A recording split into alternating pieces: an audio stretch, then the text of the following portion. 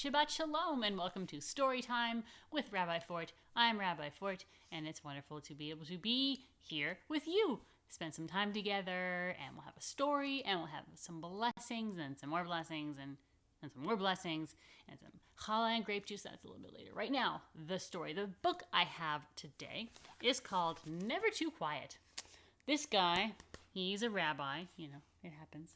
But like a lot of us, sometimes, there's just a lot of folks around. A lot of folks who need him. You have a lot of folks who maybe around your life with you and your family and your friends. You're always surrounded by people, and that can be really nice. But sometimes, you think to yourself, like, I just wish people would leave me alone. I wish I could have some more alone time, some time by myself. It's too much. Why can't people just leave me alone? It's too much. Everyone needs to just leave me alone. And that's okay to feel that way. But sometimes, could it be too quiet? This book's called Never Too Quiet. So we'll think about that one. There we go. Every day, people flock to Rabbi Pinchas. That's the guy. This guy. With their questions and their problems, their troubles, and their sorrows. He was a popular guy with a lot of good information, and people just kept coming to him. They needed him. They had problems. They needed him. They needed the rabbi. From morning until late at night, there was a line outside the rabbi's house. Wow, I'm not that good a rabbi. Today was no different. Such a commotion. It was like the heart of the marketplace before Shabbat. Look at all those people. Like the line wraps around his whole house. And there he is. Oh. When Rabbi Pinchas looked out the window at the crowd of squabbling people, he groaned. Oh. Almost evening and still a line, not even on the Shabbat do they leave me alone. My head hurts and my eyes see double. Oh, he's exhausted. Rabbi Pinchas looked longingly at his books, piled all around on shelves, on the desk, on the floor. You really shouldn't put them on the floor. Not a minute to think or study or pray, he says to himself.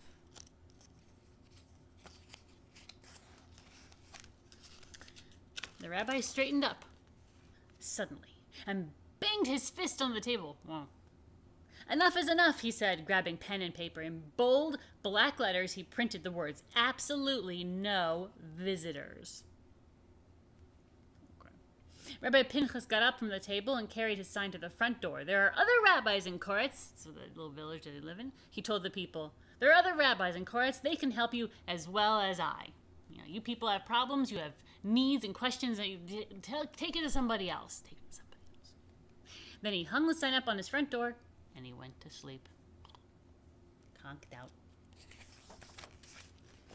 Oh, such a sleep I haven't had since I was a baby, Rabbi Pinchas thought as he washed his hands the next morning. He smiled, thinking of the many hours ahead of him to read and study and pray by himself. All day, no one knocked. No one. No one called. No one. No one burst into the house. No one. What a simple thing, a sign, he thought, and how it works. Weeks went by. Summer weeks filled with quiet hours. Rabbi Pinchas had time to read and to write. He had time to visit with other rabbis in faraway towns. He had some traveling done. He had time to walk by the river near his house, watching the sky change above him and the birds swoop down for insects and worms. Sounds very nice for Rabbi Pinchas. But one evening, while Rabbi Pinchas sat eating his simple meal, he felt a little sad. The study, the house, the yard, all seemed, too quiet. He shook his head as if to shake off the thought. Too quiet.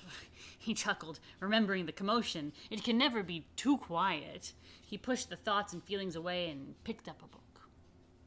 But his mind wandered as he read, and he found himself thinking of Shana, the egg lady.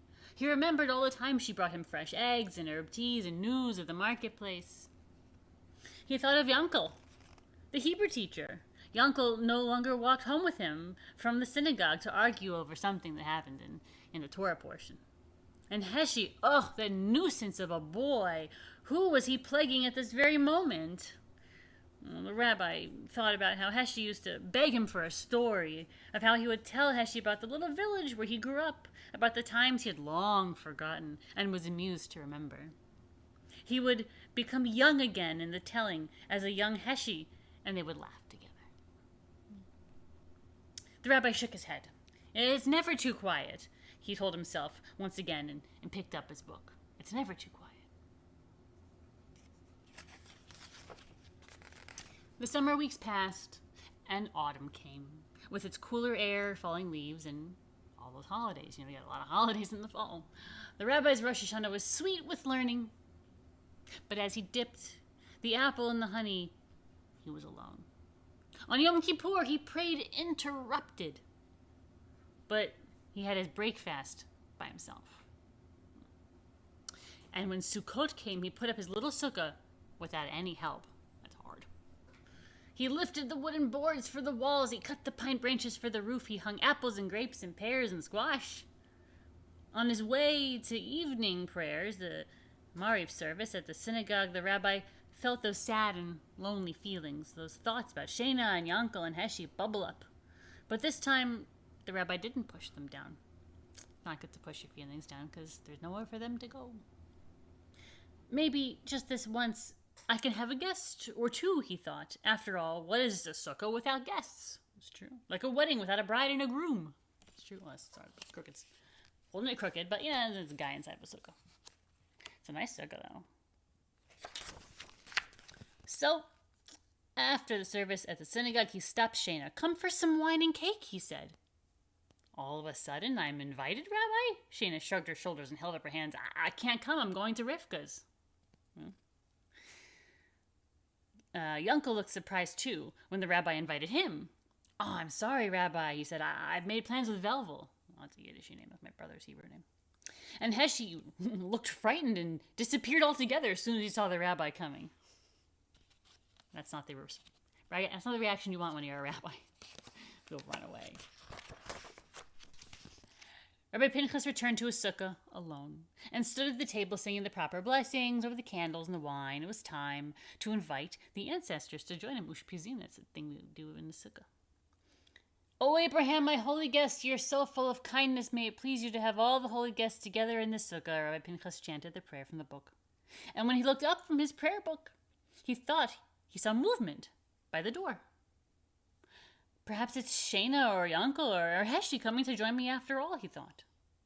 He looked more closely, and he could see a figure in the shadows, an old man wearing a long robe, carrying a walking stick. On his head was a turban, and on his feet sandals. He looked like a man newly come from the Holy Land of Israel. He looked more closely and could see a figure. Just kidding. Come in, Rabbi Pinchas said. Sue me. You are welcome. I was afraid to come in, the man answered in a deep, strong voice, surprising in one so old. He didn't move from the shadows. I saw your sign. Oh, that, the rabbi said wearily. Day after day it was people and problems and yelling and squabbling. I couldn't think. But tonight is a time to remember our journey in the desert and to celebrate the bounty of our harvests. What kind of celebration is it when you're alone? I'm always tipping over here. The old man nodded in agreement. Life is not just studying and praying and thinking. It is also teaching and listening, celebrating, working, and giving, he said. Rabbi Pinchas felt a shiver of shame. He knew the old man was right. What could he have been thinking, closing himself in his study all these months? What kind of rabbi was he? That sign, he said to the old man, I'm going to change it. I'm going to have to change it. But there was no one there. The old man was gone.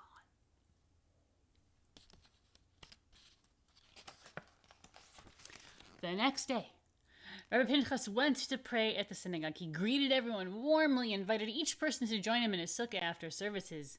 He also asked after the old man, but no one had seen him. Certainly they would have noticed a newcomer from the Holy Land. With a cane and a robe and a headdress? Questioned Yankel. You sure you weren't dreaming? Rabbi Pinchas thought of the old man's words. No, he said, no, it wasn't a dream. It was then that Rabbi Pinchas remembered the prayer he had just recited before he saw the old man, the prayer calling to Abraham. Could it be that the old man was not a newcomer from the Holy Land, but the wise patriarch himself?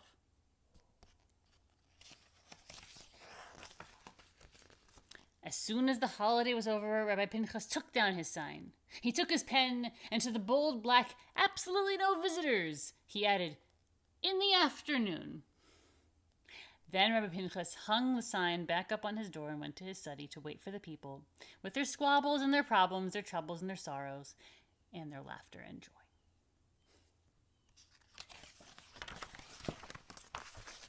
Absolutely no visitors in the afternoon. So Rabbi Pinchas, he has a lot of people who look to him for help and for advice, and when they have questions, they think he's going to have answers. He's going to help me. And that's awesome. He can be so much help, but he decided he was tired of it. He wanted to be by himself. He wanted no more people to bother him. But that's not what we do as Jews.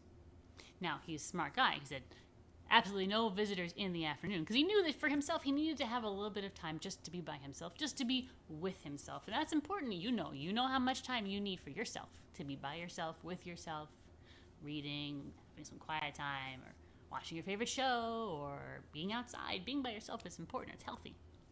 But what Rabbi Pinchas forgot, and eventually remembered, and perhaps his visitor helped him to remember, is that as Jews, we don't live by ourselves. We are not little islands for ourselves. We live in community, and communities involve lots of people. And our lives are richer when all sorts of people are in them. And sometimes it's hard, especially when you have to give of yourself. But that's what we do as Jews. We give of ourselves, and by giving of ourselves, our time, and sometimes our money, sometimes our stuff, sometimes our support, giving of ourselves. By giving of ourselves, we make our communities better, and we feel better too. It's about balance. Giving of yourself, making sure your community is a big, warm, welcome place for every single person, and also making sure you have a little time just for you. Balance. Never too quiet. I think it's time for a blessing for our children. So if you are here with me virtually, and you are a girl, and if there's a parent or a grandparent or an aunt or an uncle, somebody with you, you can put a hand on the head. If you're just watching with me by yourself, you can put a hand on your own head. No reason why you can't. So over all of our girls, may God bless you and make you like Sarah, Rebecca, Rachel, and Leah. And if you are a boy, by yourself, hand on your head. If there is somebody with you, you can put a hand on your head. And over all of our boys, may God bless you and make you like Ephraim and Menashe. And whoever you're with, big family group hug. If you're by yourself, give a big self-hug. I'm doing self-hug because it's just me and the dog over there somewhere. He's too far to hug, and he doesn't really like hugs, to be honest. So over the whole family will say, may God bless you and protect you. May God shine the divine light on you always. May God give you the most special of blessings, that of shalom, peace. And let's all say, Amen. Time for Kiddush. So get out your grape juice or your wine. I'm not asking questions. I'm assuming you're of age if you're drinking wine. And if you have real juice, that's awesome. If you have pretend juice, even better, because you'll never make a mess with pretend juice. So over our juice, we will say, or your wine, we will say, Baruch atah Adonai Eloheinu melech haolam borei peri hagafen.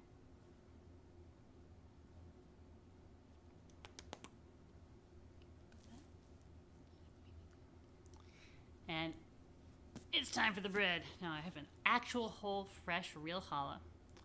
But you can use whatever you have. So if you have a pita, if you have a baguette, if you have a bagel, the bagels are kind of a debate. We're not going to get into it. Or if you have pretend bread, even better. It can be whatever you want. Over our bread, we'll say, Baruch atah Adonai Eloheinu melech haolam hamotzi lechem min haaretz.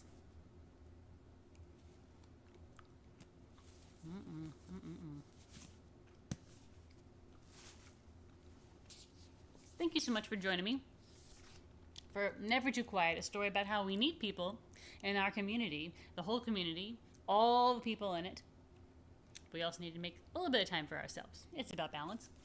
And our blessing, it's always a blessing for me to be able to do a blessing with and for you. And, of course, our blessing over our grape juice or wine and challah. Thank you so much for joining me for Story Time with Rabbi Fort. That's me. It is always a pleasure, and I hope you have a wonderful Shabbat. I hope you are warm. I hope you're taking care of yourselves. I hope you're taking care of each other.